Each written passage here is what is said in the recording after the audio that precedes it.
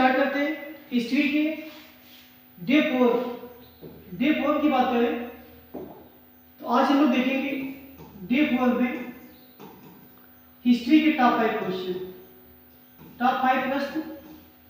तो इसमें देखते हैं कि जो फर्स्ट क्वेश्चन है आपका, फर्स्ट क्वेश्चन क्या है। ये देखिए क्वेश्चन आपका आ गया फर्स्ट क्वेश्चन।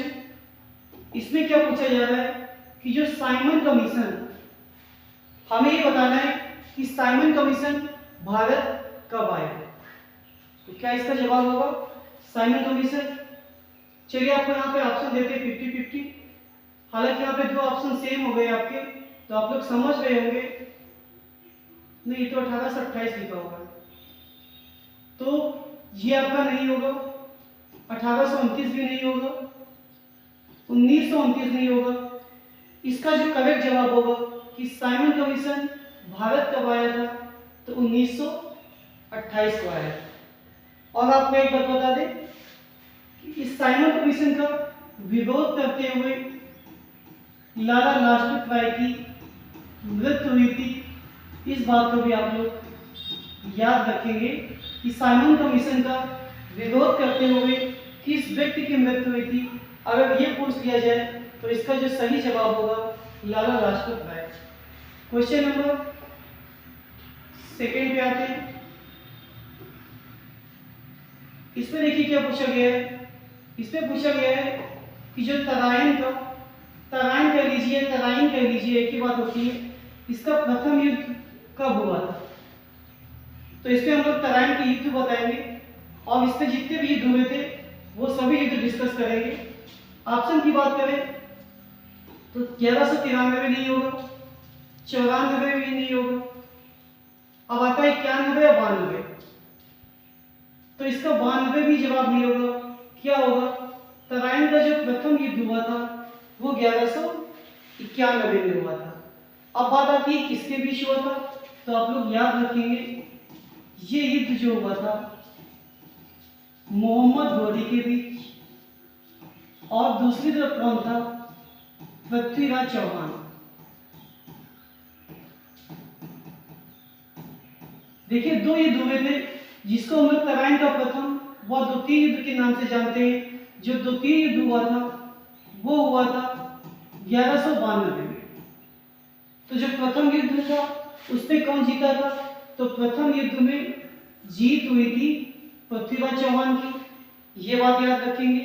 और जो द्वितीय युद्ध हुआ था उसमें जो जीत हुई थी वो हुई थी मोहम्मद घोरी की। तो ये दोनों बातें आप लोग याद रखेंगे। अगले क्वेश्चन पे आते हैं। क्वेश्चन नंबर 3 आज की टेस्ट सीरीज का। इसमें देखिए क्या पूछा गया है कि जो अर्थशास्त्र है, कौन सी पुस्तक अर्थशास्त्र, ये किसके द्वारा लिखी गई है। इसका क्या जवाब होगा। चलिए 50-50 ऑप्शन में बाल गंगाधर तिलक नहीं होगा, अशोक भी नहीं होगा, और जो लोग इसका आंसर गेस कर रहे हैं विष्णुगुप्त, तो ये आपका एकदम सही जवाब है। क्या इसका आंसर होगा विष्णुगुप्त।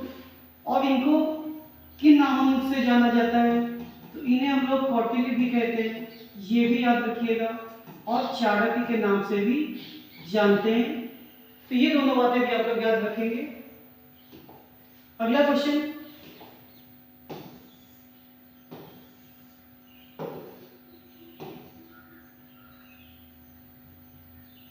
इसमें हमें बताना है सुभाष चंद्र बोस के राजनीतिक गुरु कौन थे। देखिए सुभाष चंद्र बोस का जो टॉपिक है बहुत ही महत्वपूर्ण है, इसलिए हर टेस्ट सीरीज में सुभाष चंद्र बोस जी के विषय में हम लोग क्वेश्चन रख रहे हैं। तो क्या इसका जवाब होगा महात्मा गांधी, गोपाल कृष्ण गोखले, CR दास या फिर मोतीलाल नेहरू। तो इसमें हम लोग ध्यान दीजिएगा, दो क्वेश्चन डिस्कस करेंगे।